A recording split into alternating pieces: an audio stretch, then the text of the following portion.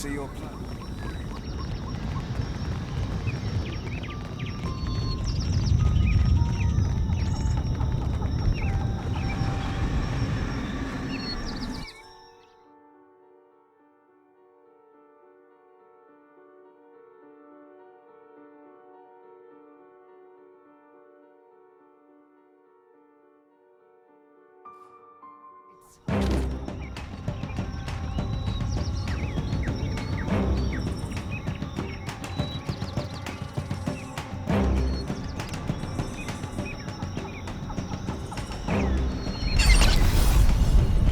What can I do you for?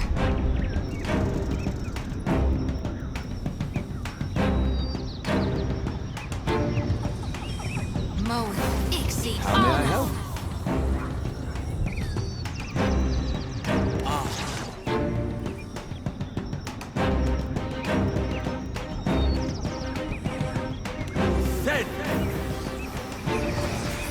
What do you need? I'm here.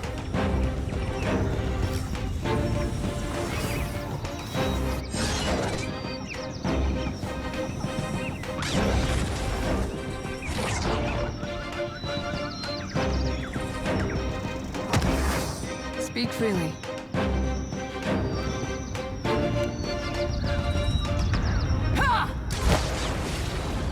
Hmm?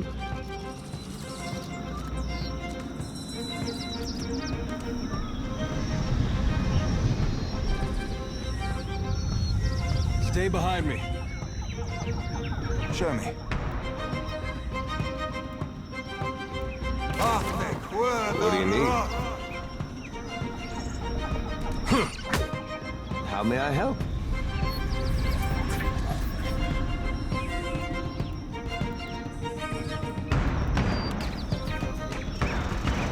Lava will be on sick.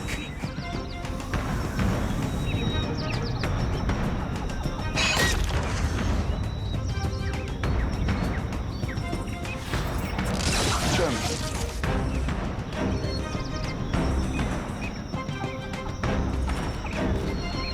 Killing someone? Hold, please.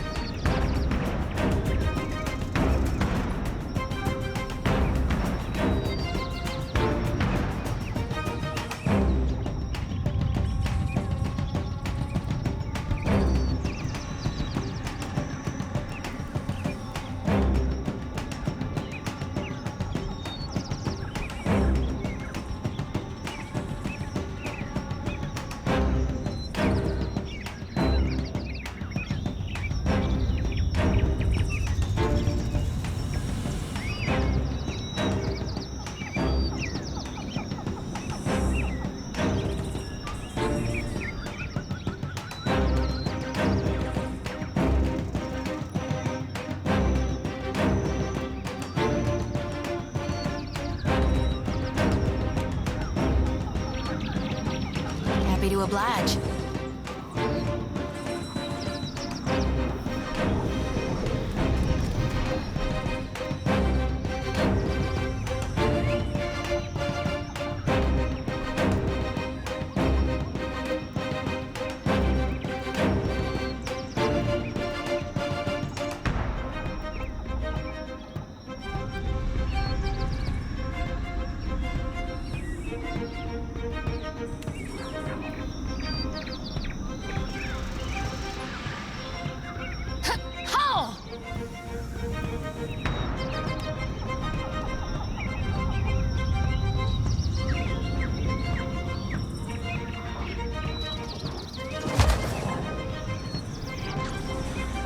Your orders?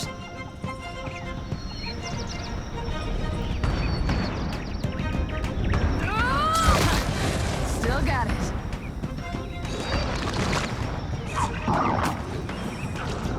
What can I do you for?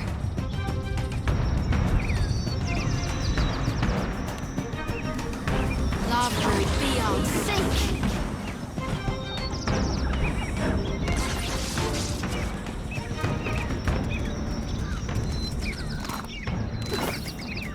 I'll see to it.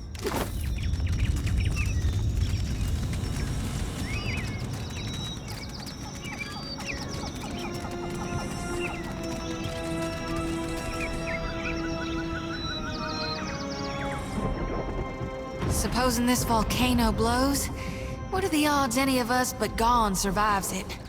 We should move quickly.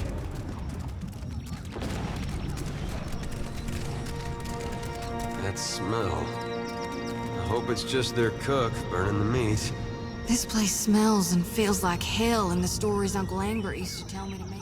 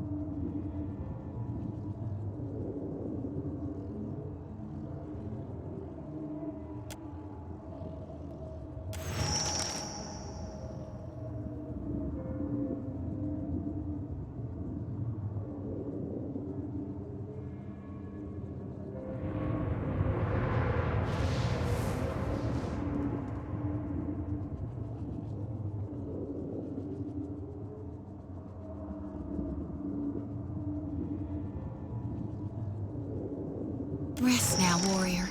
Your soul is safe with me.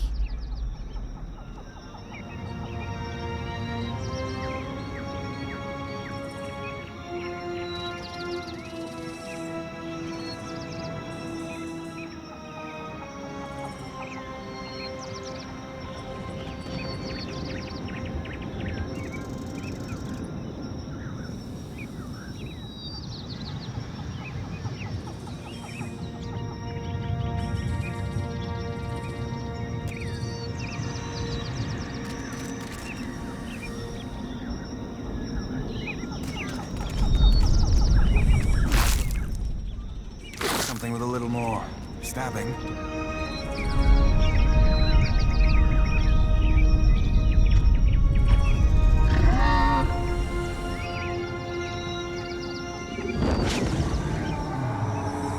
Ain't she a beauty?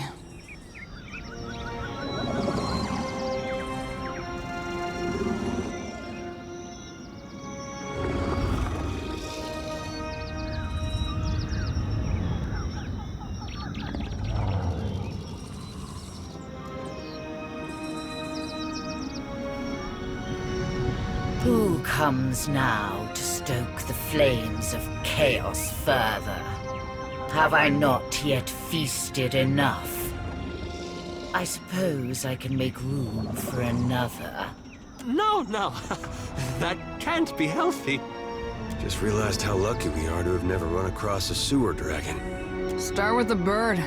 He's been complaining ever since we arrived.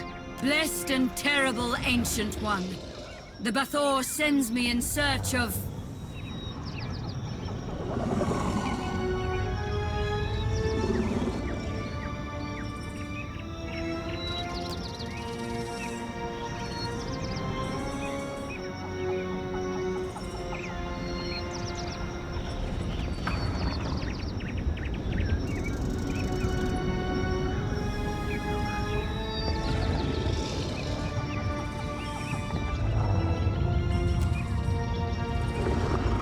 not speak your lies before our sacred fires, vermin. The Ancient would never attack us. I did, fool. And I would again.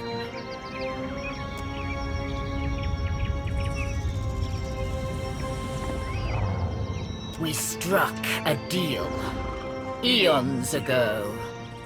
I did with a wily Brenthis. It's true these Rathun fed me exquisitely for so long. But today, they sought my wings like a firestorm to battle.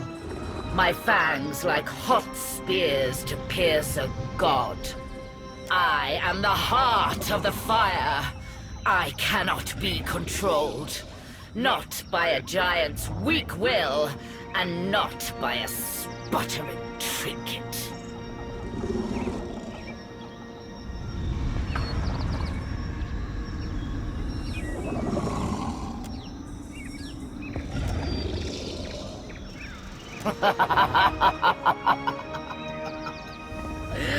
The Rathun would pay their tributes of flesh and blood, fire and gold. And I, when called upon, would fight fiercely at their side. Why? Why have you dishonored our agreement, Ancient One? The Brenthis came to call you into battle. That arrogant priestess thought to ride me, the magma that fires the mountain. She sought to command me. So the Rathun forged their deal when I was but a hatchling. Now no one controls me, and I would never fight a god for fools. Foul traitor! You wretched, god-forsaken beast! You know, Rautai might be interested in a similar arrangement. I could put you in touch with the right people.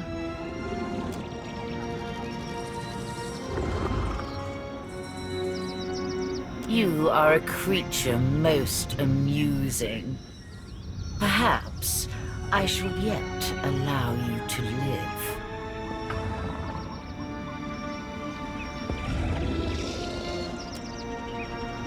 Thieve from me, should you wish your corpse to join hers.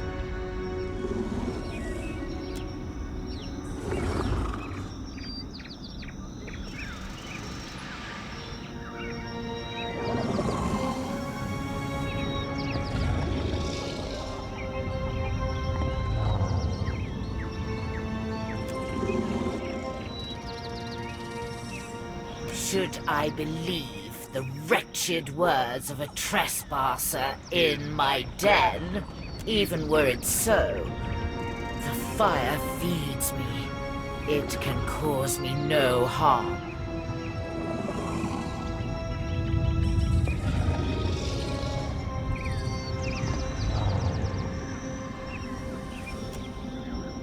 Perhaps you speak the truth, and such may come to pass. Only fools die fighting the gods. I have lived for eons, and I will live for eons longer. I fly!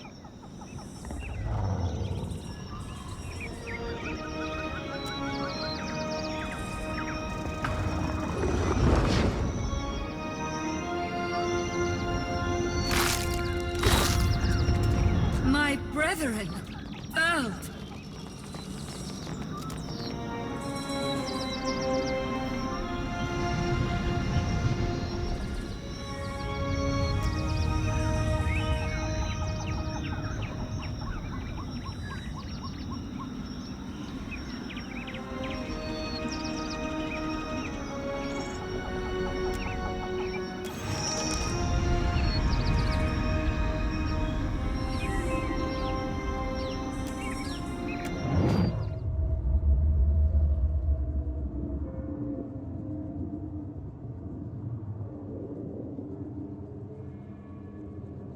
am burning! I am burning! I am burning! And it is not in pleasure, not for Mother Margaret. I should have listened when she said nothing. But I was willing to die to reach the Everflame, to sacrifice them and everything to ash, to vanquish the Defiler. And I am burning, but not in the flame. Not with honor and eternity, but for a moment. I am disgraced.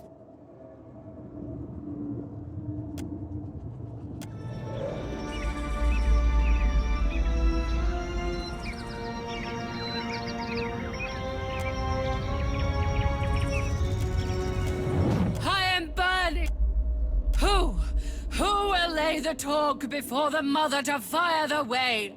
Who is left? Who will guard the sacred spire, the Mother's mind? Who will descend the shrine to the Defiler's God's face? Not to these hands that are ashes sifting on a breath that is a last sigh of a wretchedly snuffed life. Not to me and mine. Now she who was blackened and befouled and forsaken by the flames, forsaken by Margaret.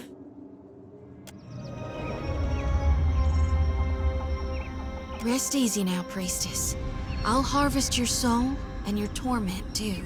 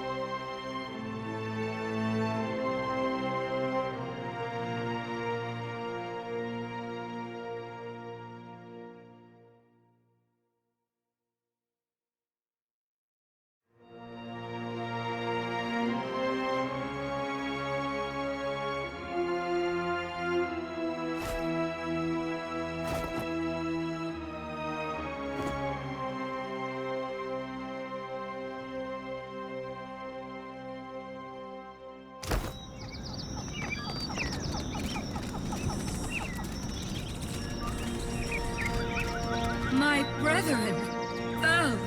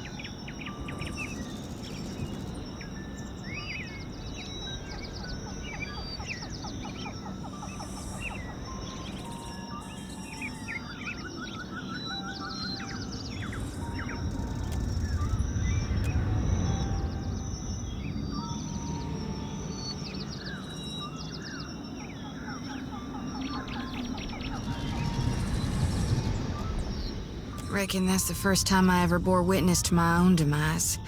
It was not pretty.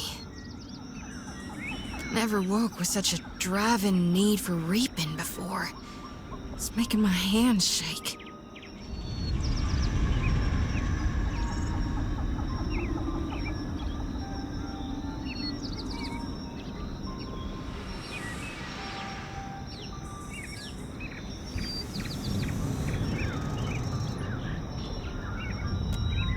It did for a while, but then it wore off.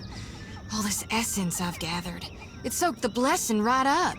Left me with hardly none.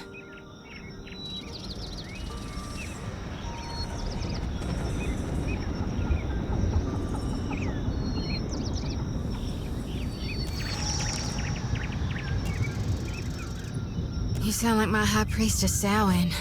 She never shuts up about the living, when she ought to worry more about the dead. Seems the more souls I gather, the better I see Gaun's will, and the less I get a wink of sleep.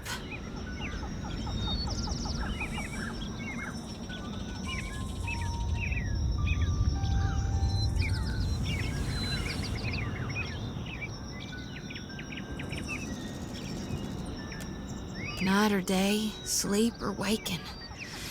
It's getting harder to tell what's real from what's just yet to come. There is something I'm meant to do, though, once I gather enough souls. Us Gaunites, we're supposed to shepherd lost souls, not just gather them. The harvesting's only the first part. If I were to dump the souls, it might make me dream less, like before. Or, darn it, who knows? Maybe it'd just make it all worse. Either way, I've got to find my purpose.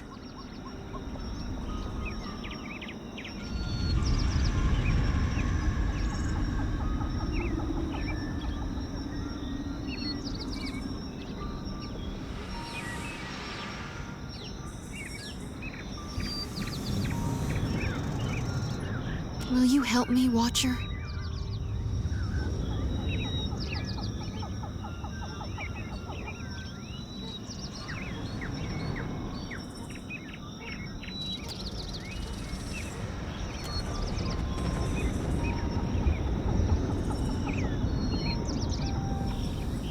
I was hoping you might would. Sometimes I feel like, with you by my side, I can stand against gods.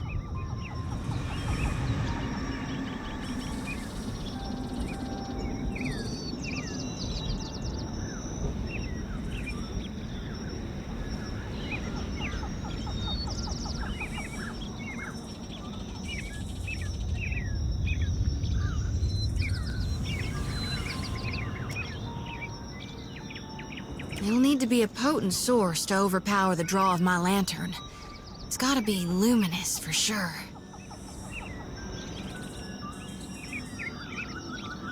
And that's one problem solved.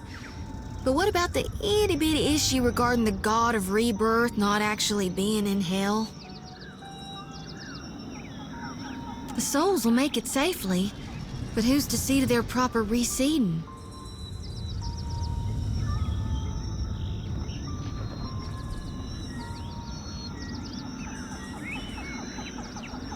This is a huge risk of Aora's balance. You really trust Malgrin not to rebirth Aethasians as warriors of the flame? Think Galawain won't be greedy? Gone aside, the gods' past actions don't instill me with the greatest confidence.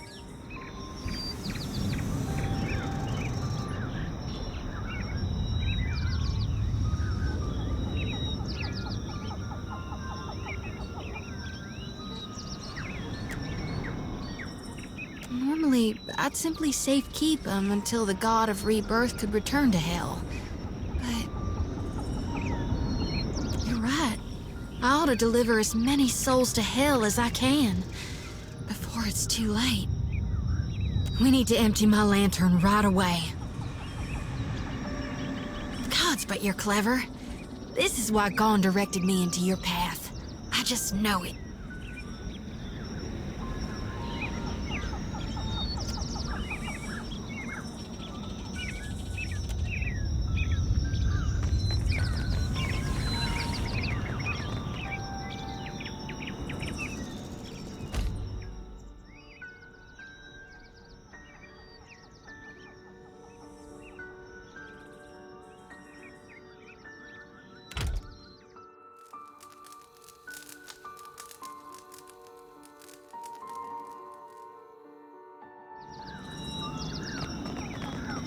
I'll see to it.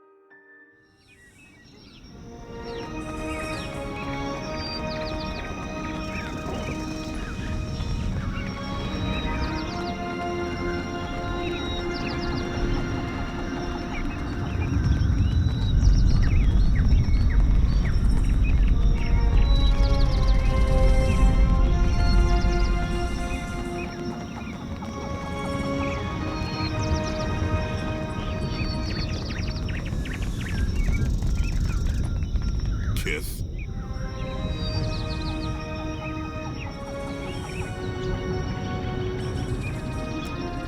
To return in victory from the lair of the Ancient. I misjudged you. You are one of a kind among Kith. You are without the Brenthis, so I must assume she has returned to the Everflame. What became of the Ancient? Jorda Fairless? Triumph will be nigh impossible without her. What makes you think something happened to her? Oh, where to begin? Captain?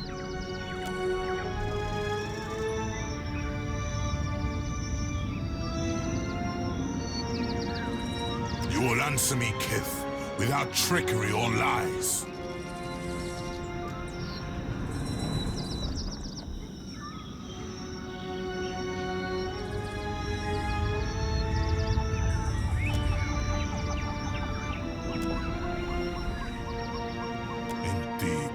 I feared the worst when the Brenthis failed to return with the beast. We've no choice. Despite the odds, we'll attack without either's strength. If this is to be our last stand, we must prepare ourselves, either for victory or for sacrifice. Lest Margaret forsake us for our failures. You've earned the right to Fire Shrine with the talk of the Other Flame, but we cannot join you as yet in facing the Defiler.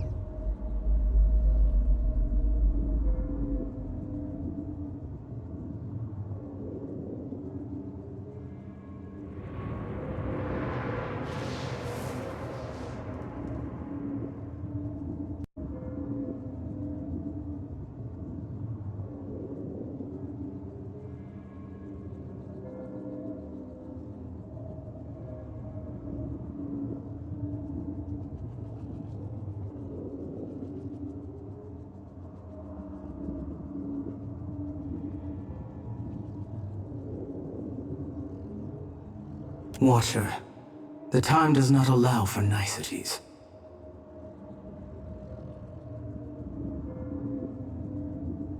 Even now, Aethys gains strength from the Spire. What progress have you to report?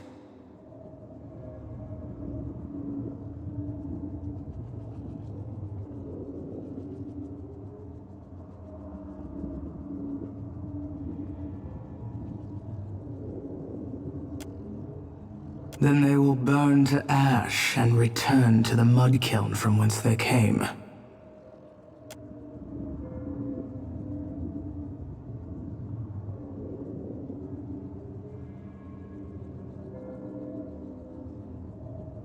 Presently, I shall erupt this volcano, and with it, consume Aethys. I suggest you retreat if you at all value your mortal form.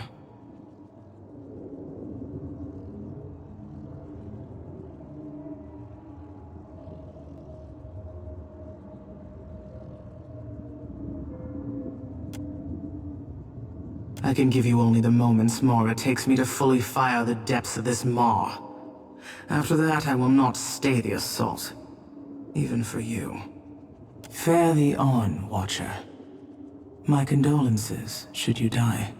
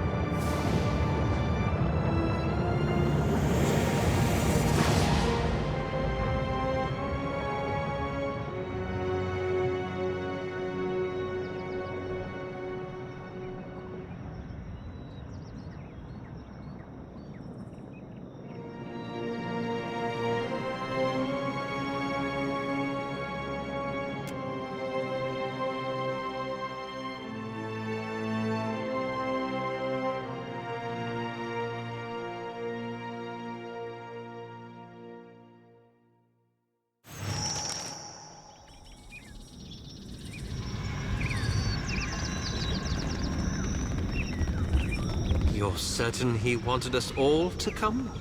Have you ever seen anything so awe-inspiring? Behold the power of my god!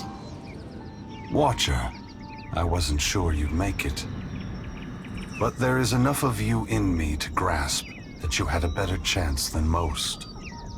Some would say it's because you have a strong soul. Great deeds come easily to one so spiritually blessed. Or have you become great because of what has been thrust upon you? Watcher of Cadnua, Herald of Berith, Hound of Aethys. Oh my god. You're really, this can't. I see you, Shoti. I am glad that we could meet, even if it is under quite unpleasant circumstances. This is really happening, right? Gon, your humble priestess is before you. Please, tell me what you require of me. How do I save more lost souls than I can carry in one lifetime? Face bright red, sweat beading her brow. Shodi stumbles precariously closer to the edge. Lantern rattling, she catches herself. A mere moment before she would have toppled over. I know that you have undertaken a noble mission, but I will tell you what I told the Watcher. You need not fear for the lost souls of this world.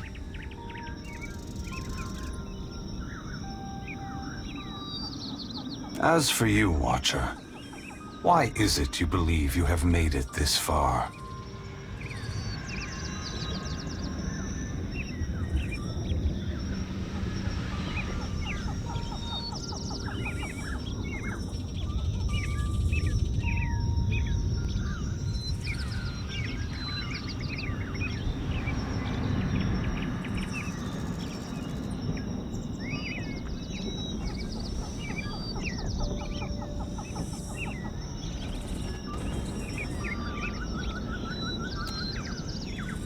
as would we all.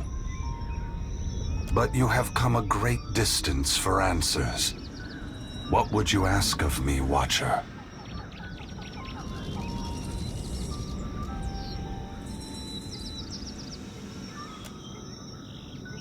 You need to know? Or Berith? Or the gods?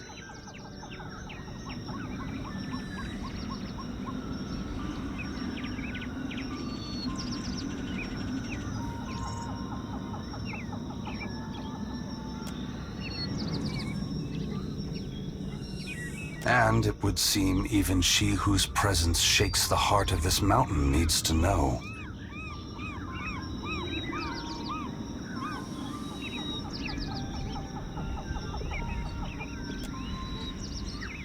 Margaret fears what I will do, just as she feared what I would do in the Deerwood.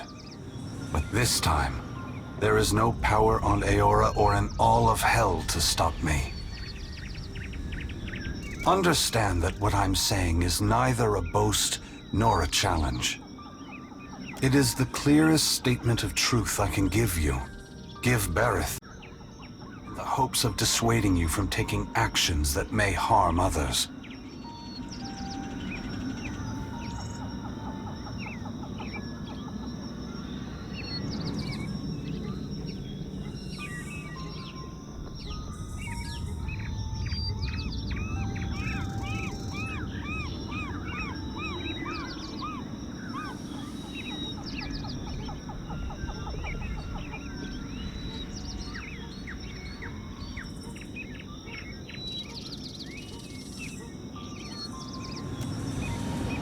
Force gods and mortals alike to open their eyes to one another.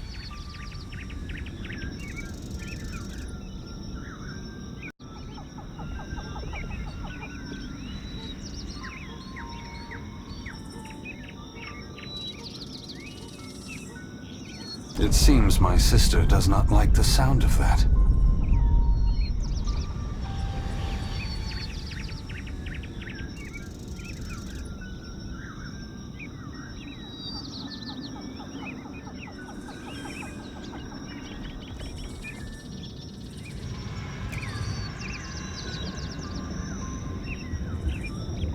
I want to return the gods to our original purpose, and to allow mortals to worship us, or ignore us, for what we are, not what we pretend to be.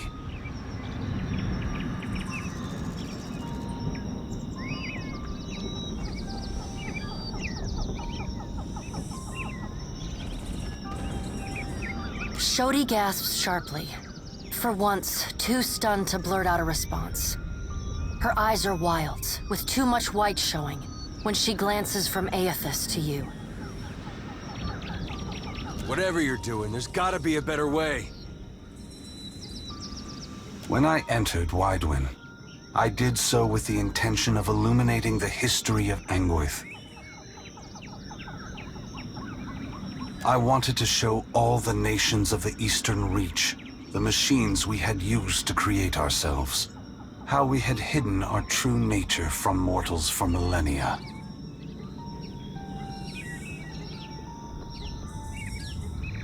But even if I had succeeded, my words would have been easy to deny.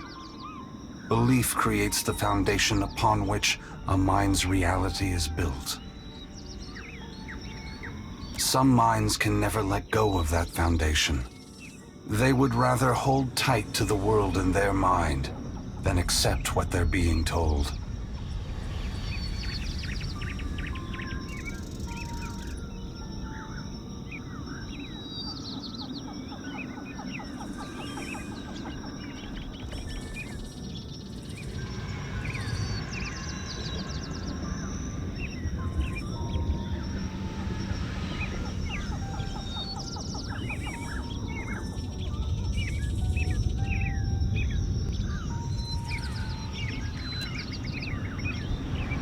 I have not come to speak, to convince, to plead, but to break the foundations of belief itself, to extinguish the lights that maintain the illusions we have created.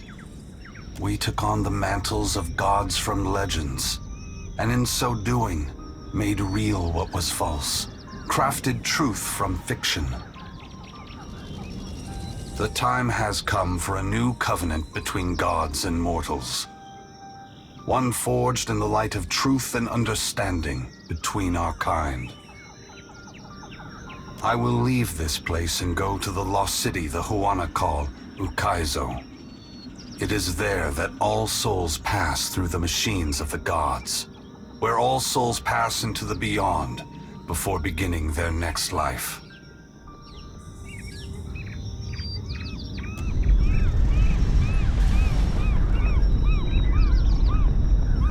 When I reach that place, I will find our great machines and tear them to pieces. I will smash the great wheel until the lights of hell all gutter and die. And when my work is done, I will leave this world forever. More destruction.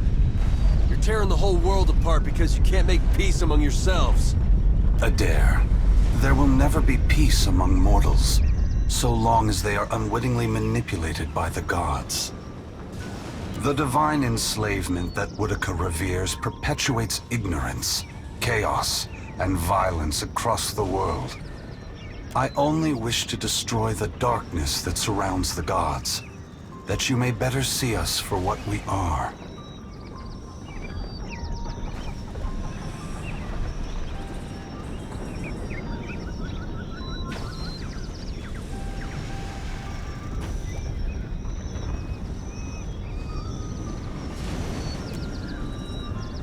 I'm surprised Margaret is reacting this way. I would have thought she would appreciate a trial of this magnitude, one that tests us all. Both gods and mortals alike rely on the wheel. We depend on it for the souls that give us power. Mortals depend on it for the lives of future generations. Breaking it will force all of us to face the truth. We will fail together or move forward together. Either ending is preferable to the cycle we still find ourselves in.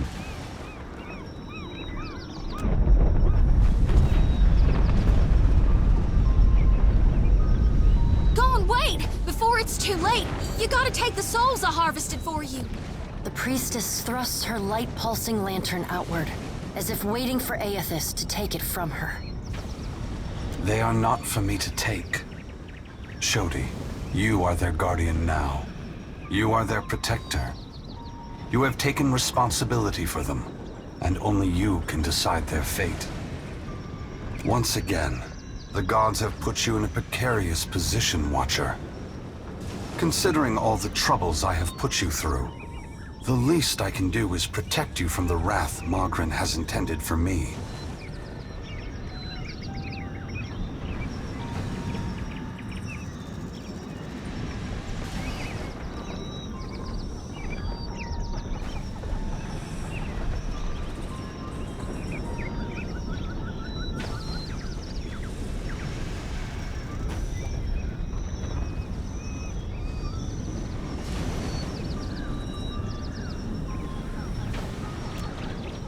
Don't thank me yet.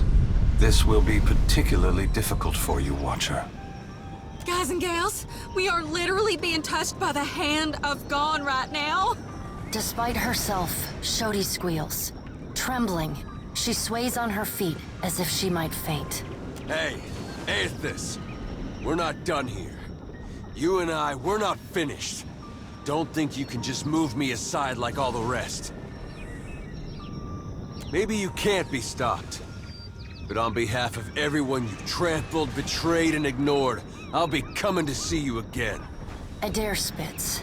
In the surging heat, it never reaches the ground. Perhaps we will meet again, Adair. Until then, take care of the Watcher. Aethys's great hand floats away from the luminous Audra pillar. As it pulls back, for a brief moment you see a golden tether flash into existence between the pillar and the great Titan's back. When the Audra fingers gently cradle you, there is first a sensation of warmth, but it is followed by a harsh splitting of consciousness. Your awareness vacillates erratically between the physical world and the spiritual dimension of Aethys' body. Your soul glides amid the many trapped with Aethys. As your brilliant form passes by them, they call and reach out for help. Below Aethys' body, the volcano erupts. Molten rock rushes over the great Audra body, but does not slow its movement. Rathun rush to higher ground, but cannot outpace the lava, which overwhelms and consumes them as it rises.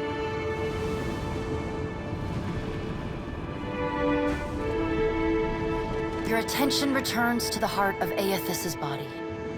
Deep within the whirling masses of souls, you again sense your own presence, the fragment that was taken from you. This time, you reach out to it as it reaches out to you. You meet somewhere in the great mass of Audra, the rest of the souls fading at the edge of your awareness. We are together again. Are you ready to be together again? Since we've parted, you've become someone else. I have become myself. When we join, we won't be ourselves anymore.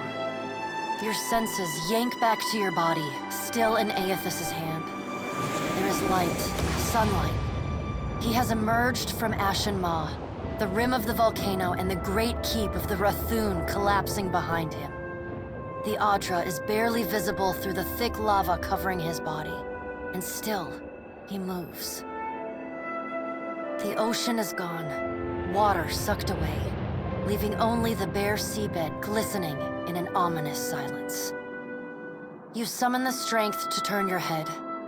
Through the cracks in the great god's fingers, you see a wall of water. Taller than Nekataka, taller than Aethys, as tall as the moon. It comes with the rumbling of a terrible stampede.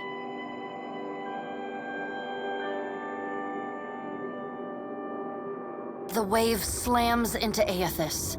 His hand closes, protecting you from the devastation. Somewhere in your mind, you hear Andra screaming.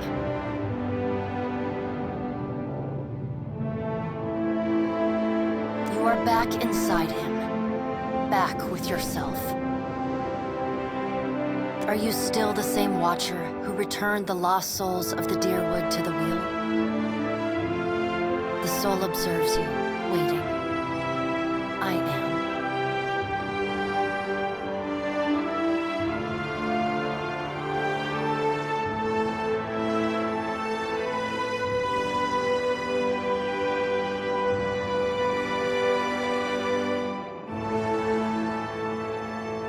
Good.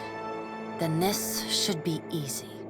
You feel cool air, seawater. The back of your mind pulls your attention back to your body. Aethys stands amid the now calm waves. Kraken futilely clinging to his limbs as he gingerly sets down your shoe. He carefully opens his other, setting your body on the deck. As your head comes to rest, your vision rocks forward, pulled back into the Audra, back to your soul.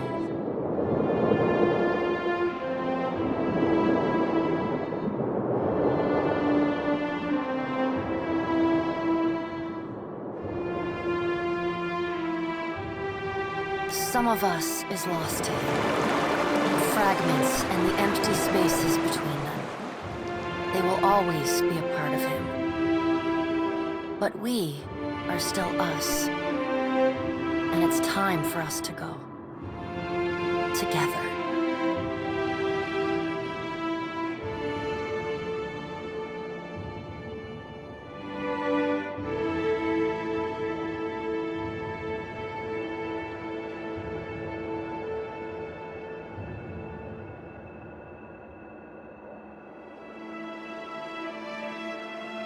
The soul rushes toward you, flying into you with ferocious speed. You are thrust back through the Audra, out of the palm of Aethys' hand, back into your body. You can feel the sensation of your skin, the warmth of the Audra, but you are not fully in control. The other soul struggles to reach the surface of the body's consciousness, but you pull it down. Entangled, you float in a dark, boundless expanse. The more you fight each other, the closer you become, until somehow, impossibly, every piece of you is touching every piece of them. Through the distant window of your eyes, you see Aethys push slowly against your ship. Though his touch is light, it is still the touch of a god. The ship lurches, rapidly tearing across the water southward. His hand pulls away from your ship's wake, his body straightening, towering overhead. The volcanic rock, now cooled and gently steaming, sloughs from his body as he moves. The Audra beneath is still immaculate, unmarred. He watches you depart, and you hear a voice in your mind as you sink deeper into the blackness of sleep. Tell them what you have witnessed, Watcher. Tell them what is coming. The windows of your eyes retreat into the distance. The fragment of your soul is so close to you in the darkness that you can't tell if its thoughts are separate from your own. Aethys is going to Ukaizo. He's going to stop the wheel. Aethys is going to Ukaizo.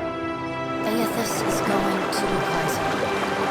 The words repeat in your mind until they become an incessant, meaningless mantra. Involuntary meditation in the emptiness of your unconscious. When the words finally dissolve and become part of the darkness, you see a pinpoint of light. You no longer sense the other soul. No longer sense the person you were before Aethys touched you. You swim toward the light. As you come closer, the light becomes two blurry spots of radiance. You settle in behind your eyes and feel your lips already moving, mumbling. Around your body you sense familiar scents and sounds, voices raised in shock and alarm. You take control of your mouth, opening it wide and drawing a great breath.